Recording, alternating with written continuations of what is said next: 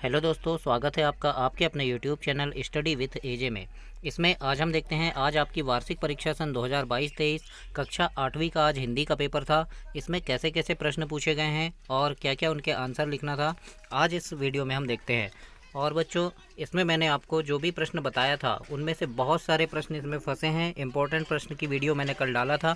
तो और अगले पेपर के लिए आपका अभी हिंदी, अंग्रेजी है, गणित है, संस्कृत है, तो इन पेपर की महत्वपूर्ण प्रश्नों की वीडियोस मैं आज डालूंगा। तो उसको देखने के लिए चैनल को सब्सक्राइब कर लेना, ताकि आपको अगले पेपर में सुविधा मिल सके। आइए देखते हैं इस पेपर में क्या क्या लिखना था। यहाँ पे आपको अपना अनुक्रमांक अंकों में लिखना है, फिर शब्दों में। यहाँ स्कूल का नाम, डाइस कोड और परीक्षा केंद्र का नाम और परीक्षा की दिनांक लिखना है। ये आपको फिल करना रहता है। इसके बाद आइए देखते हैं, हम प्रश्न दिए थे आपको, बहुविकल्पीय प्रश्न थे। 1 से 10 तक आपको विकल्प वाले प्रश्न दिए थे। इसमें आपको विकल्प देखकर सही आंसर आपको लिखना था। तो इसमें यहाँ आपको एक विज्ञापन दिया हुआ है। इस विज्ञापन को देखकर इसमें आंसर लिखना है। तो सूचना दी हुई है, तो यहाँ पे सबसे पहला प्रश्न था आपका कि सूचना पटल पर दिए गए निर्देश किससे संबंधित हैं। तो इस विज्ञापन को पढ़ो। और यहाँ पर ऑप्शन है जैसे सड़कों की मरम्मत से। पहला प्रश्न दिया है जैसे आपको यहाँ पे कि सूचना पटल पर दिए गए निर्देश किससे संबंधित है। तो यहाँ पे ऑप्शन है जैसे सड़कों की मरम्मत, राष्ट्रीय सुरक्षा, सड़कों के रखरखाव या यातायात के नियमों का पालन। तो देखो यहाँ लिखा है ये यातायात के नियमों का पालन, तो इसमें आपका डी नंबर का आंसर आएगा। आपको यहाँ डी लिखना था, यातायात के नियमों का पालन करने से। इसके बाद अगला प्रश्न देखते हैं कि हमें यातायात के नियमों का पालन क्यों करना चाहिए। तो इसमें वहाँ पे दिया हुआ है ऑप्शन, और यहाँ ऑप्शन है जैसे जुर्माना से बचने, परेशानी से बचने या दुर्घटना। तो सी नंबर इसका सही आंसर होगा। दुर्घटना से बचने के लिए हमें यातायात के नियमों का पालन करना चाहिए। इसके बाद अगला आपका तीसरा नंबर का प्रश्न था कि राष्ट्रीय सड़क सुरक्षा सप्ताह के लिए 5 प्रतिज्ञाओं के निर्देश किसने जारी किए। तो यहाँ पे आपका सही आंसर आएगा बी नंबर, परिवहन विभाग ने, है ना। आपको इस सूचना में देखना है कि क्या लिखा है। तो देखो यहाँ पे किसने जारी किया है इसको, परिवहन विभाग ने जारी किया है। देखो परिवहन विभाग, तो आपका इसमें परिवहन विभाग इसका सही आंसर आएगा, तीसरे का आपका बी नंबर का। अगला प्रश्न है चौथा नंबर का, सड़क सुरक्षा नहीं केवल नारा है, इस पंक्ति की दूसरी उचित पंक्ति क्या होगी। तो चौथे नंबर का आपका सही आंसर आएगा डी नंबर का, सुखी बना लो जीवन सारा। उसके आगे का आएगा डी नंबर, सुखी बना लो जीवन सारा, इसमें आपको लिखना था बच्चों। और पांचवा है जैसे आपका दोपहिया वाहन कौन सा है। तो यहाँ पे ट्रैक्टर, कार, बस दिया हुआ है। तो यहाँ पे मोटरसाइकिल, डी नंबर आपका सही आंसर है। यहाँ मोटरसाइकिल आपको लिखना है। इसके बाद अगला है जैसे यहाँ लिखा है, जिस वाक्य में एक उद्देश्य और एक विधेय होता है उसे कौन सा वाक्य कहते हैं। तो इसका ऑप्शन नंबर सी इसका सही होगा, साधारण वाक्य उसे कहते हैं। आपको साधारण वाक्य इसमें लिखना था।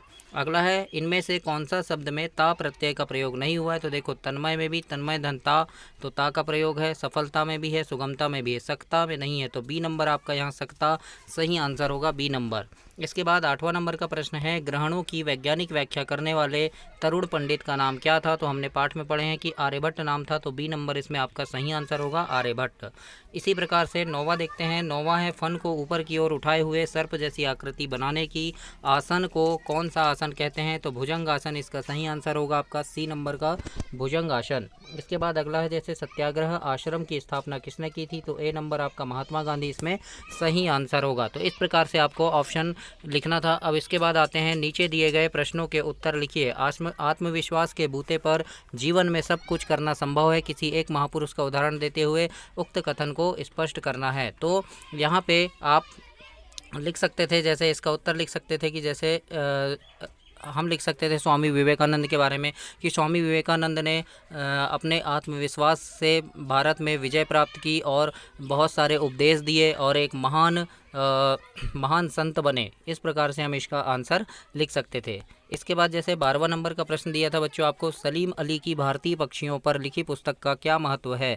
तो इसका मैंने आपको महत्वपूर्ण प्रश्नों की वीडियोस में भी ये बताया था कि ये वाला प्रश्न पूछा जाएगा। और देखो आज ये प्रश्न आ गया। तो चैनल को सब्सक्राइब करें ताकि आने वाले पेपर के लिए आपको महत्वपूर्ण प्रश्न इसमें मिल सकें।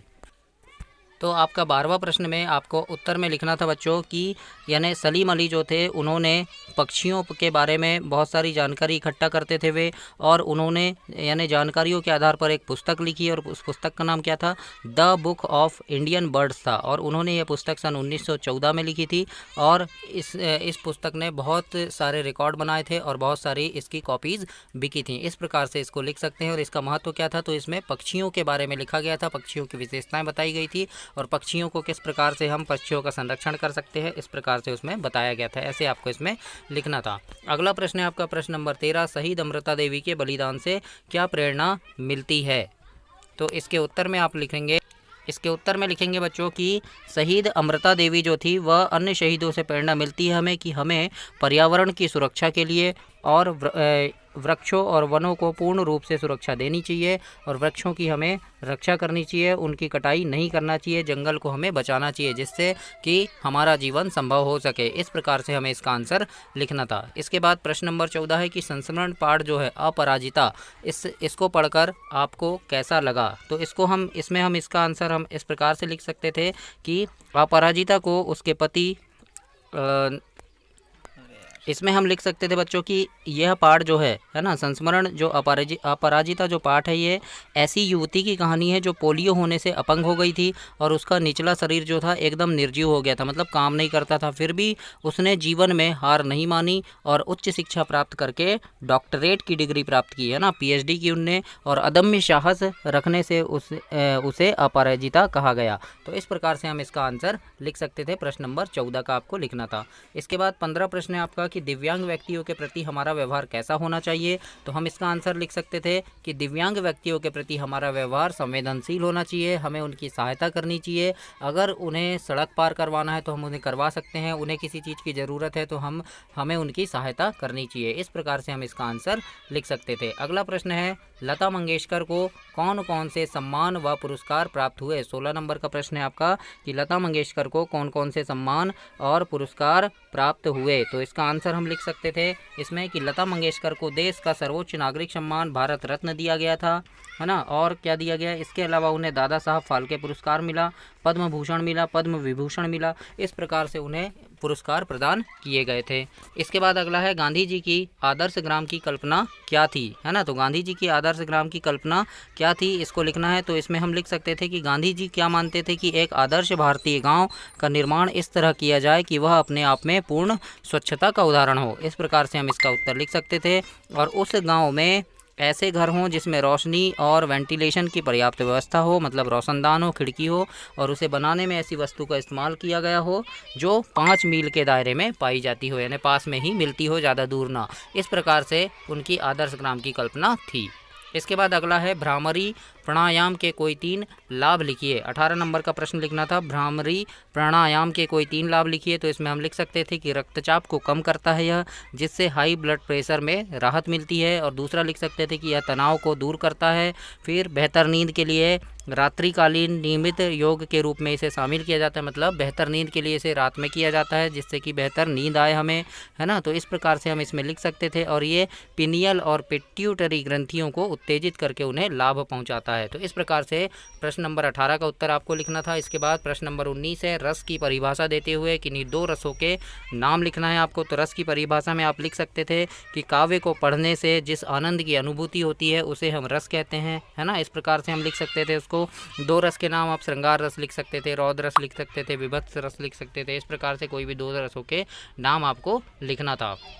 इसके बाद आपका 20 नंबर का प्रश्न था कि निम्नलिखित शब्दों में एक प्रत्यय लगाकर एक प्रत्यय का प्रयोग करके एक नया शब्द बनाना है आपको। तो जैसे पुराण है तो पौराणिक बना सकते थे, समाज है तो सामाजिक, और इतिहास है तो ऐतिहासिक। इस प्रकार से आपको 3 शब्द यहाँ पे बनाना था। इसके बाद अगला प्रश्न है यहाँ पे 21 नंबर का कि यहाँ पे एक पंक्ति दी है, इसका आपको भावार्थ लिखना है। जैसे दिया है शांति का संदेश ही हमने सदा जग को, अहिंसा का दिया उपदेश भी हमने सदा जग को, न उसका अर्थ हम पुरुषत्व का बलिदान देंगे, न इसका अर्थ हम नीरत्व का अपमान सह लेंगे। तो इसका आपको यहाँ पे व्याख्या करनी थी। तो आप यहाँ लिख सकते थे कि कवि कहता है कि हमारे भारत देश ने सदैव ही इस संसार को शांति का संदेश दिया है। और उसके बाद लिख सकते थे कि भारत ने पूरे विश्व को अहिंसा का पाठ पढ़ाया है, लेकिन इसका मतलब यह नहीं है कि हम अपने पुरुषार्थ यानी वीरता का बलिदान कर देंगे। इस प्रकार से आपको यहाँ पे लिखना था प्रश्न नंबर 21 का उत्तर। इसके बाद है आपका प्रश्न नंबर 22, मात्र विषयों को जानना ही सच्चा ज्ञान नहीं है, पढ़े हुए को चरित्र में ढालना ही सच्चा ज्ञान है। तो इसको हम कैसे लिख सकते हैं कि इसको हम लिख सकते थे बच्चों कि हमें कोई भी चीज़ जैसे हम पढ़ रहे हैं तो पढ़ना ही नहीं, हमें पढ़ना ही उचित नहीं है, बल्कि जो हम पढ़े हैं उसको हमारे जीवन में ढालना है, हमारे व्यवहार में लाना है। जो हम पढ़े हैं हमें वही काम करना है। जैसे हम पुस्तक पढ़ते हैं, कोई अच्छी चीज़ पढ़े तो उसे हमें अपने जीवन में ढालना है, उसे हमें अपने जीवन में उतारना है। इस प्रकार से यहाँ पे हमको लिख सकते थे और यहीं आपको ऐसा लिखना था। अगला आपका 23 नंबर का प्रश्न था बच्चों, अपने मित्र को जन्मदिन के उपलक्ष्य में एक बधाई पत्र लिखना है। तो आपको यहाँ पे एक बधाई पत्र लिखने के लिए प्रश्न आया था, मैंने बताया था आपको किस प्रकार से लिखते हैं। अगला है 9 संवत्सर विषय पर संक्षिप्त लेख लिखिए। तो 9 संवत्सर जो आपका विषय था उस पर संक्षिप्त लेख आपको लिखना है। तो किस प्रकार से लिखना है ये देखते हैं हम। तो आइए इसमें देखते हैं कि कैसे आपको इसका आंसर लिखना था। तो इसमें लिखना था बच्चों आपको 9 संवत्सर, आपका ये लास्ट वाला पार्ट है। तो इसमें आपको लिखना था कि 9 संवत्सर जो है चैत्र शुक्ल प्रतिपदा से प्रारंभ होता है, जो अभी चल रहा है। और ज्योतिषी शास्त्र के अनुसार संवत के जो 5 भेद होते हैं, संवत के कितने भेद होते हैं? 5 भेद जो इसमें होते हैं, जैसे सौर, सावन, चांद्र, है ना, बृहस्पति और नक्षत्र। एक संवत में 12 मास होते हैं, चैत्र से फाल्गुन तक इसका क्रम निश्चित है और एक संवत में 6 ऋतुएं होती है। तो इस प्रकार से इसमें हम थोड़ा सा 4 या 5 लाइन हमको लिख सकते थे।